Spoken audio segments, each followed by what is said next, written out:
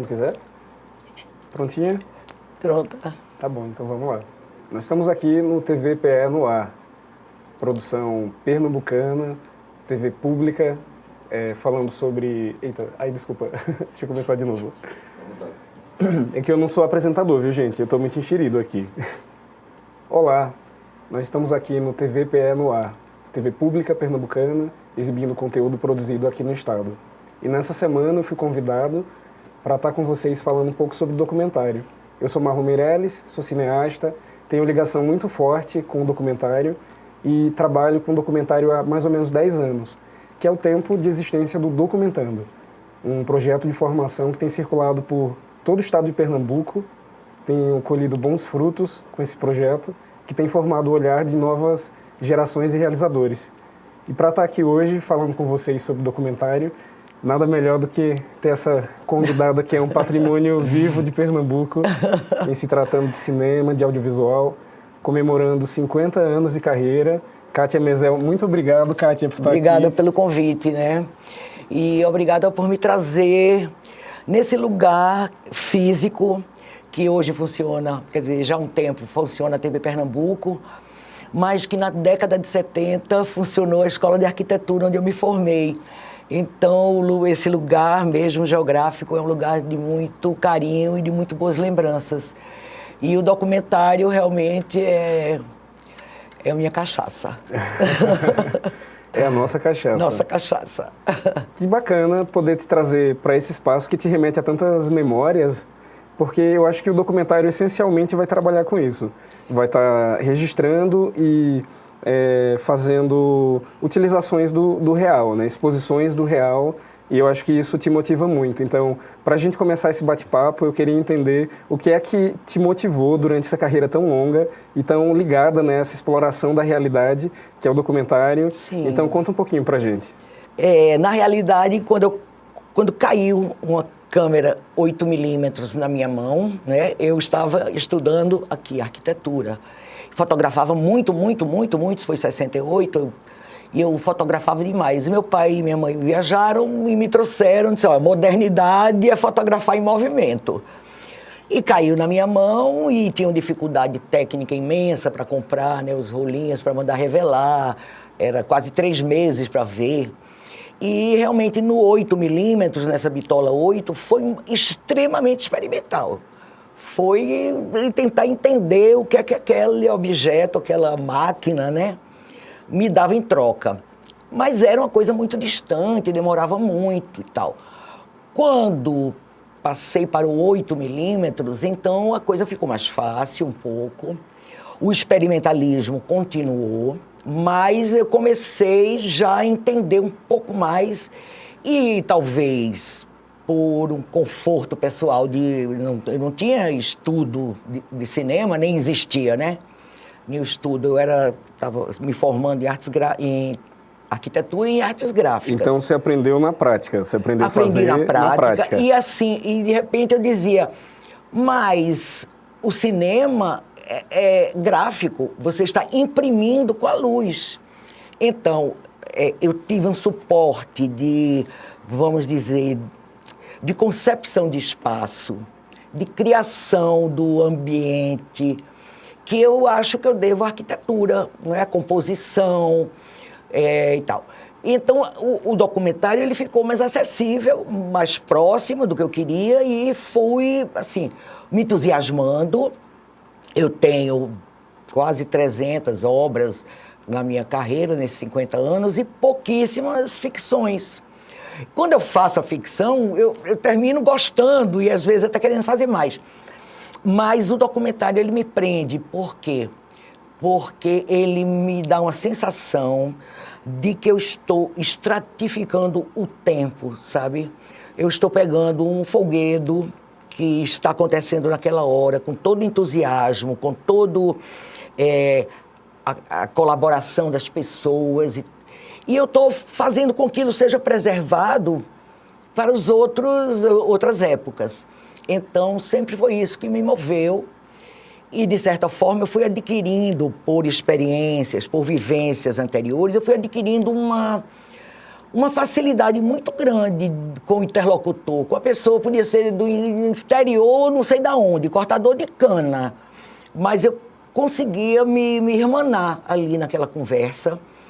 E isso aconteceu com o artesão, com Missa do Vaqueiro, com as mulheres que faziam renascença, com Sulanca. E eu consegui essa reciprocidade, né? E isso foi me entusiasmando. Em 84, consegui o prêmio da Embrafilme, fui o primeiro pernambucano a ganhar um prêmio da Embrafilme, né, com dinheiro para fazer o projeto. Nessa época só era Rio e São Paulo, então a BD Nacional fez uma reunião em Olinda, essa reunião antológica, e a gente pleiteava 1/3 para o resto do país. Era 1/3 para o Rio, 1/3 para São Paulo e, pelo amor de Deus, 1/3 para o resto do país. Kátia, então, nesse sentido, assim, você teve que vencer 2 barreiras, eu imagino. Porque a primeira era em relação a esse eixo. Você estava fora do eixo, você estava no Nordeste produzindo cinema, então isso daí já era uma grande ousadia. E em segundo lugar, a gente sabe que tradicionalmente o cinema sempre foi muito excludente em relação às mulheres. Então você chega enfrentando e dizendo, eu sou mulher e eu vou fazer cinema. Pois é, e eu fiz de conta que eu não sabia disso. Eu não questionei isso, não é? No período do Super 8. Eu não chamo o movimento Super 8, eu acho que não era um movimento, acho que era encontro de pessoas se ajudando. Porque era mais independente, não tinha essa Era característica. mais independente, porque eu acho que o movimento, quando você diz um movimento, aquele movimento tem uma coisa a ser seguida, uma estética, uma proposta, uma política, o que quer que seja, uma política visual, não é? E eu via pessoas fazendo de qualquer maneira. E eu frequentava esse grupo e, de repente, eu era assim, a queridinha, entendeu? E que também me virava sozinha e tal. E nunca, eu digo assim, com maior tranquilidade, eu nunca senti um preconceito ostensivo por ser mulher. Pô, tu é mulher, rapaz, o que é que tu tá fazendo aqui? Nunca. Agora, cinema é coisa de Rio e São Paulo, entendeu? Então, por ser nordestina, eu sentia. Mas, de repente, virou o cult, entendeu? Aquela menina lá de Recife e tal. E, assim, 30 anos depois, lendo o livro 30 anos da BD, eu descobri que eu fui a primeira mulher a participar de um festival de cinema no Brasil, que foi a segunda jornada de cinema da Bahia, com um Super 8 experimental chamado Rotor, filmado na Espanha, em Málaga e em Recife. E, assim, eu atropelava um pouco a mim mesma, entendeu? Não estava questionando se eu era mulher, não fui saber quantos homens tinham, quantas mulheres tinham, entendeu? Eu era, assim, muito idealista. E, de certa forma, eu já tinha uma capacidade de produção, porque a carreira de arquitetura, você sabe defender uma tese, você sabe defender suas ideias. E eu já entrava em concursos de cartazes, ganhava prêmio de artes gráficas e já fazia produção, não sei o quê. Então, assim, eu tinha já uma segurança de falar com as pessoas, de mostrar e tal.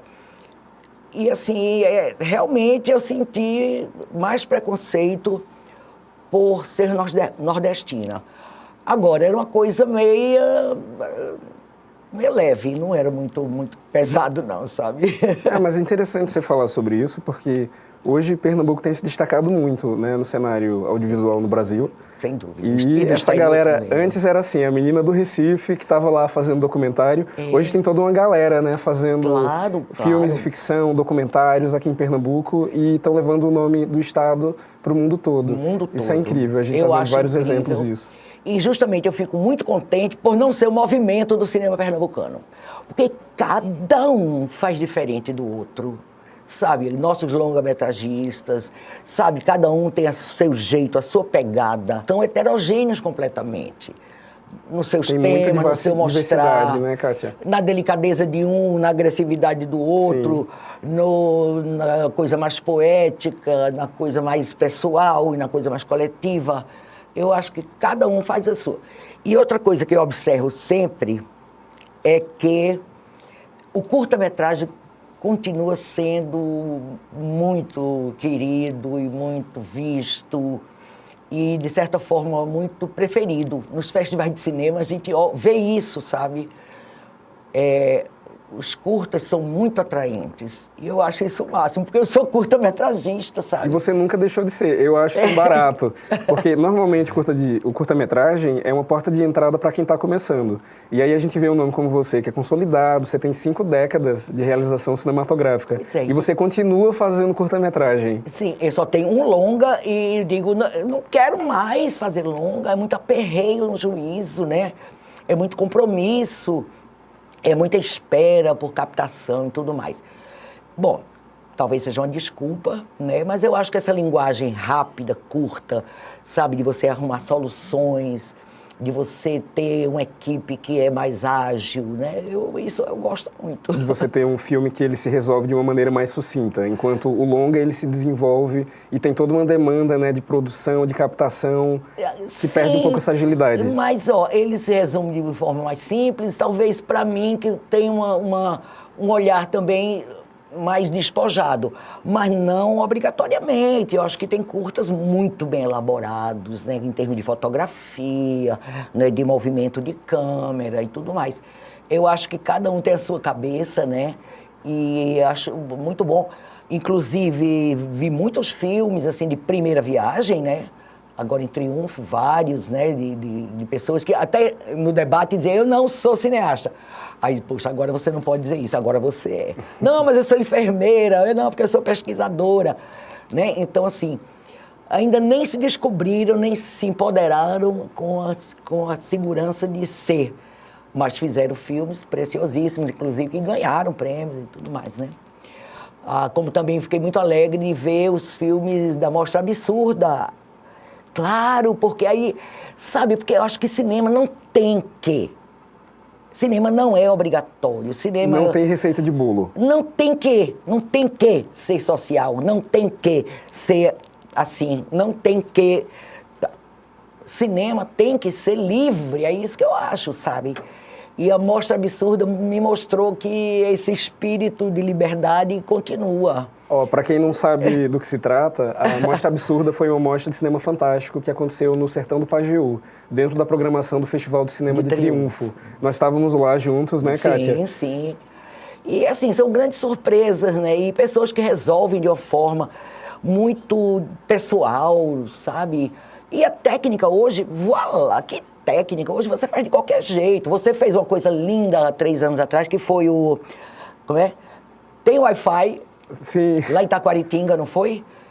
Foi uma oficina sua. Foi uma oficina, eu trabalho com formação há 10 anos e eu levanto muito essa bandeira. Foi um resultado maravilhoso, foi todo filmado no celular, não foi isso a proposta? Todo filmado com mídias móveis. Eu acho que os festivais de cinema têm um papel incrível, não é? Não só das exibições, dos debates, mas das oficinas que ocorrem, não é? Em todos esses festivais. E ele foi se expandindo, então não tem como eu tirar o grande mérito do CinePE, que foi o primeiro, não é, a abrir suas telas para os cineastas pernambucanos, não é? Daí proliferou, e daí foi tendo apoio, né, de Funcultura, e foi isso, e foi isso. E, assim, eu acho espantoso, sabe, as consequências, sabe? E o empoderamento, a consciência que isso vai dando para as pessoas. Porque, assim, eu acho que eu gosto de cantar. Aí tu canta, grava ou canta, não tá. Você recebe. Eu acho que eu gosto de fazer cinema. Esse acho é difícil da pessoa chegar a isso sem ter a experiência prática. Uma experiência ou ver, não é? Uma série de coisas. Se bem que, hoje em dia, o ver está na sua mão. Você pode tá ver nos tutoriais do YouTube. Tudo, Netflix, etc. Mas, olha, todo mundo tem drone. Não é uma coisa difícil. E mais do que isso, todo mundo tem Não celular. Então, hoje a gente todo mundo tem celular, todo mundo produção... tem o seu laptop ou o seu computador que dá para editar. Muito interessante essa democratização dos meios de produção. Eu acho o máximo, não é? Você não tem um olhar contrário, então, a não, isso? Absolutamente. Porque eu comecei com essa democratização que o Super 8 trouxe. O cinemão americano, ele era totalmente intocável. Não havia como você pensar, vou fazer cinema. 35 em milímetros, 68, caríssimo, 69, 70. Não tinha, vou fazer. O Super 8 trouxe essa possibilidade, de você fazer cinema. Ou pelo menos achar que estava fazendo. Ou pelo menos entender um pouco o desenvolvimento, o mecanismo que precisa revelar, que precisa montar, que precisa tal um som. A gente não tinha som em Super 8 quando comecei. Era um gravador, entendeu? Que a gente botava uma fitinha cassete lá, com a trilha, geralmente uma trilha, porque dificilmente gravavam. E aí dava o play junto, entendeu? No projetorzinho, né? E no som. Então, assim, essas dificuldades fez parte dessa democratização. E que agora é uma democratização plus, porque, de repente, você tem, num celular, numa mídia móvel, você tem uma qualidade maior até do que uma câmera fotográfica usada para filmar. Isso é impressionante. Hoje, nos celulares, a gente tem mais tecnologia do que as primeiras câmeras. Sim. Então, os primeiros cineastas usavam menos tecnologia, muitas vezes. Nem tanto, porque tinha as lentes Zeiss. Claro. Tinha as lentes maravilhosas, perfeitas, entendeu? Que você trocava e tudo. Então, mas o celular, ele tá na mão, entendeu? E aí, dessa enxurrada imensa de produção audiovisual, porque o mais comum dos mortais, você vai para Notre Dame de Paris, faz 300 fotos. Essas 300 fotos vão ficar com você, porque não há quem tenha saco no mundo de ver aquilo ali, entendeu? Bom, aí, o quanto mais se faz, o que é que se guarda dessa enxurrada de coisas? O que é que você quer comunicar, né? É o que você quer comunicar tudo, você está com um objeto na sua mão. Então, o cara quer comunicar tudo. O público, o que é que guarda disso? O que emociona, o que fala alguma coisa que bate dentro de você. Isso é o que fica. E outra coisa, a minha dificuldade para fazer meu cinema continua a mesma, não mudou em nada. Entendeu? Esses 50 anos talvez me deram adestramento, me deram facilidade de entender mais um pouco, mas a batalha é a mesma, não muda, entendeu? E ainda bem que não muda, porque quanto mais a gente, né, se esforça, quer fazer tal, isso também dá uma consciência e dá um tesão por fazer, não é? Então, Kátia, depois de 50 anos trabalhando com cinema, 5 décadas, esse número te assusta? Não, porque quando eu me lembrei de fazer as contas, faltavam uns 2 ou 3 anos.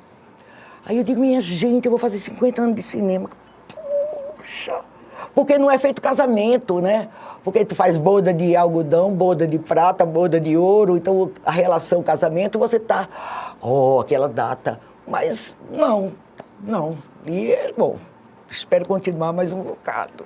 Como é que foi para você transicionar dentro dessas 5 décadas? Todas essas bitolas foram mudando. Então você pegou o Super 8, você passou por vários formatos, até chegar ao digital. Sim. Você acabou de produzir um filme, que é o Parto Sim, e ele foi filmado em mídia digital. Sim. Então como que foi para você? Foi natural esse processo?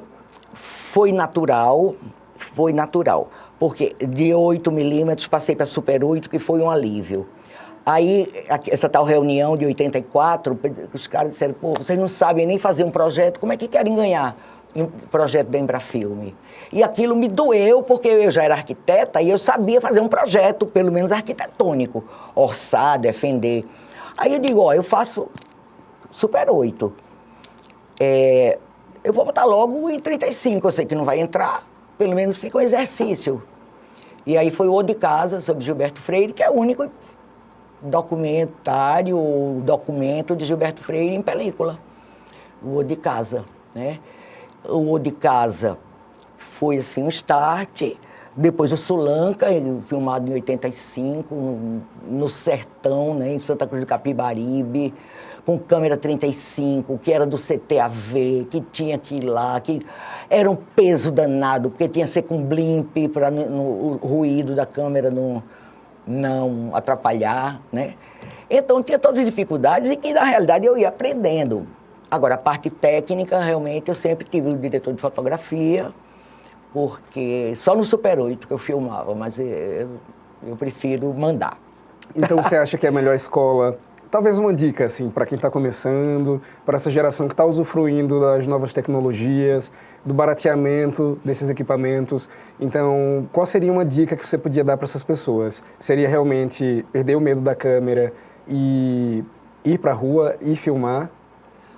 Isso sim, mas eu acho também que a formação, a consciência, não é, vamos dizer, a história do cinema, como se chegou, quais pessoas e o que passaram, né? Que tendências do cinema italiano, do cinema francês, ou do cinema americano, ou do cinema hoje, vamos dizer, indiano. Sabe, eu acho importante você também saber um Dziga Vertov, o que é que passou, entendeu, né? Pessoas que começaram a fazer e muito também na garra. Então, mas eu acho a formação muito importante, muito mesmo. Eu sempre gostei muito, né? Cinéfila, muito. Adolescente, tinha três cinemas de arte. Tinha o Coliseu, em Casa Amarela, que passava sessões de arte. E tinha o São Luís, que no sábado de manhã passava sessões de arte. E tinha o Arte Palácio, que tinha sessões de arte. Então a gente ia, entendeu? E assim, na década de 70, 80, a nossa resistência era uma resistência intelectual, né, de não se render muito a nada, de a gente fazer o que estava no pensamento, até indo para a censura pedir, né, aprovar letra de música, o quê, mas a gente vivia dentro de uma esfera de construção de coisas, sem se preocupar muito, né? Sem ficar refém disso. E aí eu acho que a gente tinha o costume de ir em bloco, a turma, e ver o filme e tal. E aí saía do cinema, inevitavelmente, a gente ia para um barzinho ou para a casa de alguém, conversar sobre o filme. Era inevitável, a gente tinha esse costume de conversar, né, sobre tal, o diretor, sobre a luz, sobre o ator, sobre fotografia. Né? A gente tinha essa mania, que foi se perdendo e agora está sendo resgatada pelos cineclubes, né? Então, os cineclubes, eles cumprem um pouco esse papel, já que as pessoas perderam um pouco esse hábito tão saudável, essa cachaça... Essa, né? Cachaça, é como eu sinto, não é? O cineclube, ele reproduz isso, esse tesão de conversar sobre a obra, né? Que aí era extensivo, era o teatro, a gente saía do teatro e ia conversar, saía lia um livro, leu o livro, leu, e tal, o que é que você achou? Então a gente tinha muito, até para se conferir, para se encontrar, para saber como, né? Era uma época muito difícil, e muito difícil. A gente tem vivido um momento muito conturbado, né, no Brasil em relação a políticas públicas que possam promover essa ebulição mesmo do cinema, e ver que você passou por tantas décadas, né, de realização. Né, e tal. Eu passei numa época que acabaram com o Embrafilme. Pois é, agora entendeu? Acabaram com o Embrafilme. Foi um cara cineasta, o Pojuca Pontes, que era o assessor, ministro, ou qualquer coisa de Collor, se eu não me engano, né? Então, acabou com o Embrafilme, entendeu? Então, você acha que a gente vai sobreviver a esse momento? Eu acho que a gente tem que trabalhar, se unir, entendeu? E ignorar o que traz dano para o nosso juízo, sabe? O que faz a gente se deter ou a gente ter medo. É fazer. Agora, eu repito, a gente tem que se apropriar de dados, sabe? Quantos filmes foram produzidos pelo Funcultura? Tantos longas, tantos curtos. Quantos prêmios ganharam? Quantas pessoas foram envolvidas? Isso é muito fácil de se ter e se apropriar disso, sabe? E dizer, é economia da cultura? Pois então, cinema mobiliza tanto isso e aquilo. E a gente saber a importância que a gente tem, sabe? Não vejo como batendo de frente no cavalo de Troia imenso, entendeu? E a gente com a lancinha, como que a gente vai conquistar? Eu acho que a gente tem que montar no cavalo e sair correndo desse cavalo, sabe? Pegar as oportunidades, isso que você está fazendo, documentando, sabe? Botar as pessoas para pensar, botar as pessoas para saberem que são capazes, sabe? Como na Paraíba, está espantoso o movimento cinematográfico, audiovisual na Paraíba. Eu fui júri do Aruanda, em dezembro, eu julguei só os filmes paraibanos, Sob o Céu do Sertão.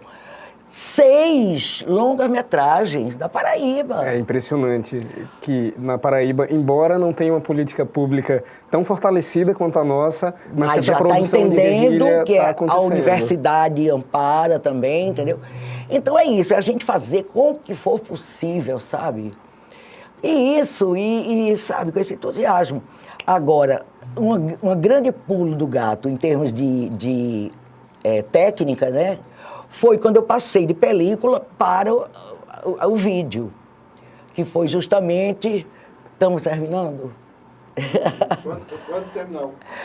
Que foi exatamente na TV Pernambuco, porque eu fui convidada para fazer 10 documentários para uma campanha para governador. Eu disse, não faço política, não faço. Eu disse, não, a gente não está lhe pedindo para dizer que vai votar, nem no seu trabalho não vai dizer que fulaninho é o melhor. Você vai dizer, falar sobre Maracatu, vai falar sobre Ciranda, e você assina a sua obra. E toda sexta-feira, quando ele for falar de política, política cultural, ele vai passar o seu vídeo. E aí foi assim que eu pulei de película para suporte de vídeo, Matic. Teve uma vez que você me falou que você foi de um formato para o outro, just like that. Just like that, foi, né? Olha, que barato esse bate-papo, Kátia. Eu quero muito te agradecer. Fico muito inspirado e muito motivado a continuar trabalhando com documentário. Vou falar com você, mulher aguerrida, nordestina, e que sempre comunicou, provocou e falou das suas inquietações através do cinema. Pois é, e que eu tenha lucidez e entusiasmo para continuar fazendo o que eu acredito, né? E agora, de uma forma mais fácil, talvez, ou mais difícil, quem sabe, a dificuldade é a mesma, não é? De encontrar bons temas, de encontrar uma forma mais interessante de mostrar. Quero fazer mais. Vai fazer, a gente quer continuar acompanhando essa produção sua que é tão representativa. Obrigada. Muito lindo. Rolou? Ai, que massa. Que ótimo. Tão legal esse bate-papo. Nem doeu. Se deixar a gente falar... Nem doeu, deixa eu ver.